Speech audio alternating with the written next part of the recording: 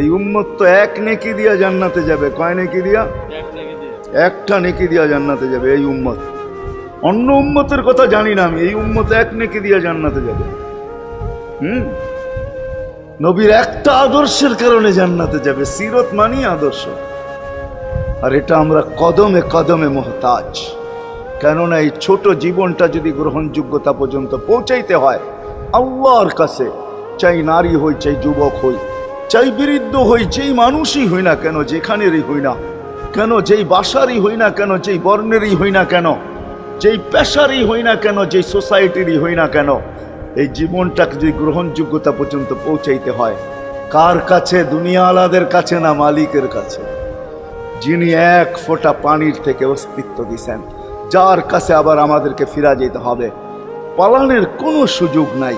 এই জন্যই কোরআন আমাদেরকে বোঝায় আইনাল মাফার। আল্লাহ বলতেছে কোথায় ভাগবে তুমি, বলো কোথায় ভাগবে? কবির কথাই সত্য, যদিও নাকি পালাও তুমি আকাশেতে লাগিয়ে সিঁড়ি লাগাও যদি আকাশে চলে যাও, তো আল্লাহ বলে তোমার বাগার কোনো সুযোগ নাই। কেননা ইল্লা বি সুলতান, ওইখানেও আমার রাজত্ব, এইখানেও আমার রাজত্ব, ডাইনো আমার রাজত্ব, বামে আগে পিছে উপরে নিচে সর্বত্র আমার রাজত্ব। আমার রাজত্বের বাহিরে যাওয়ার ক্ষমতা তোমাদের নাই। দ্বিতীয় কথা এটো, আইনা আনা মাআকুম আইনা মা কুনতুম, যেখানে যাবে ওইখানে আমি সঙ্গে থাকব। আমাকে দূর করতে পারবে না। যদি করো তাহলে তুমি থাকবে না, তোমার অস্তিত্বই থাকবে না। কেন আমাদের ভিতরে আল্লাহ নাই বটে, কিন্তু আল্লাহর একটা পাওয়ার আছে যেটাকে রূহ বলে। কুলির রূহ মিন আমরি রব্বি। আল্লাহর একটা পাওয়ার, একটা সিফত, সবচেয়ে শক্তিশালী পাওয়ার যেটা, ওইটা আমাদের ভিতরে আল্লাহ ঢুকায় রাখছেন, যেটাকে আমরা রূহ বলি। কোরআনের ভাষায় রূহ বলে, বাংলা ভাষায় আত্মা বলে। যেটাকে আমরা আত্মা বলি ওটা আল্লাহর হুকুম ছাড়া কিছু না। আল্লাহ বলে ওটা মনে করে নাও আমি তোমার ভিতরে আছি, কেন এটা আমারই জিনিস। কুলির রূহ মিন আমরি রব্বি। আমাকে পৃথক করলে আর তুমি থাকবে না। তখন তোমার চক্ষু থাকবে আইন লা তানজুর, তোমার চক্ষু থাকবে দেখবে না। উদুন লা তাসমা, কান থাকবে শুনবে না। লিসান লা তান্তিক, জবান থাকবে কিন্তু জিহ্বা থাকবে কিন্তু বলবে না। আকলুন লা তুমাইয়িজ, তোমার মগজ থাকবে ভালো মন্দ বুঝবে না। কলব লা তাতাফাক্কার, দিল থাকবে কিন্তু চিন্তা করার ক্ষমতা তোমার থাকবে না। ইয়াত লা তাফতিশ, হাত থাকবে ধরবে না। রিজল লা তামশি, পাও থাকবে চলবে না। তুমি হবে লাশ। আল্লাহ পর্যন্ত যদি গ্রহণযোগ্যতায় পৌঁছাইতে হয়, ওইখান থেকে বাহির হয়ে গেছি। ভালো তো বাসি, কিন্তু আগেরটুকু জানি না। ও মেরে দোস্ত, শুধু ভালোবাসলে চলবে না। আবু তালেবের চেয়ে বড় ভালোবাসা আপনার আমার ছিল না। সাহাবাদের মতো ভালোবাসা আপনার আর আমার নাই। আছে নাকি? হ্যাঁ, আবু তালেবের মতো ভালোবাসা ছিল। চলেন শর্ট করি। আবু তালেবকে নিজের হাতে আল্লাহ রসুল কবরে রাখছেন। যখন রাখতেছিলেন তখন চিৎকার দিতেছিলেন, আম্মি মা তারাক্তালি সাবিলা, চাচা কোনো রাস্তা রাখলেন না আমার জন্য। বলছিলাম কলেমা পড়লেন না। বলছিলাম ঠোঁটটা হেলাইলেন না। বলছিলাম চুপ থাকেন, তাও থাকলেন না। সর্বশেষ একটা চিৎকার দিলেন, আলা মিল্লাতি আব্দুল মুত্তালিব, আব্দুল মুত্তালিবের ধর্মের উপরে চলে যেতেছি। এই কথা বইলা দুনিয়ার থেকে বিদায় নিলেন। চুপও যদি থাকতেন তো আমার জন্য কোনো সুযোগ হইতো।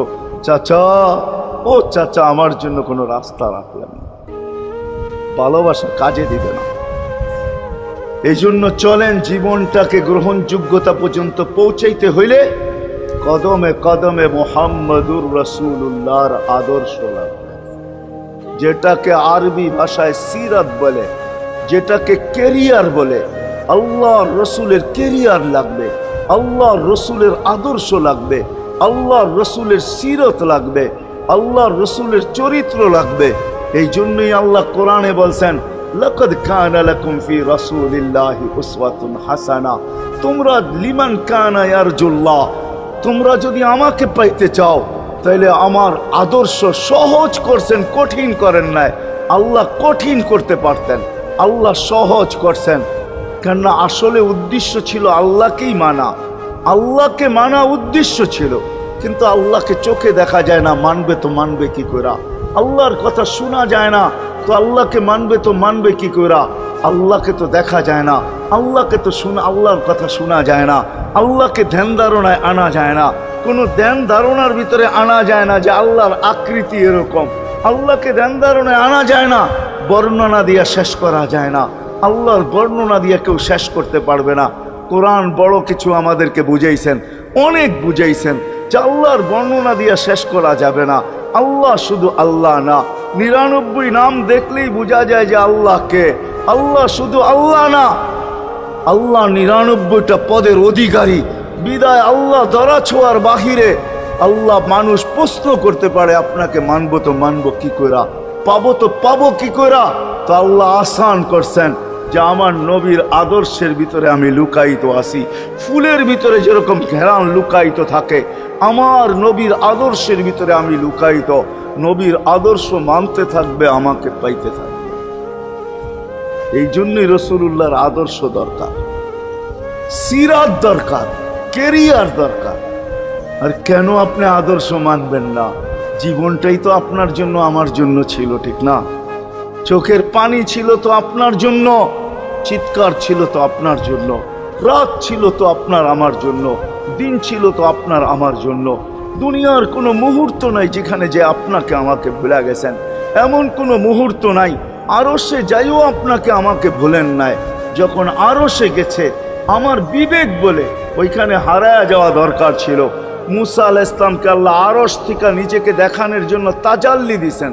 শুধু তাজাল্লি, আকৃতি না, তাজাল্লি দিছেন। 40 দিন বেহুশ ছিলেন, 40 দিন।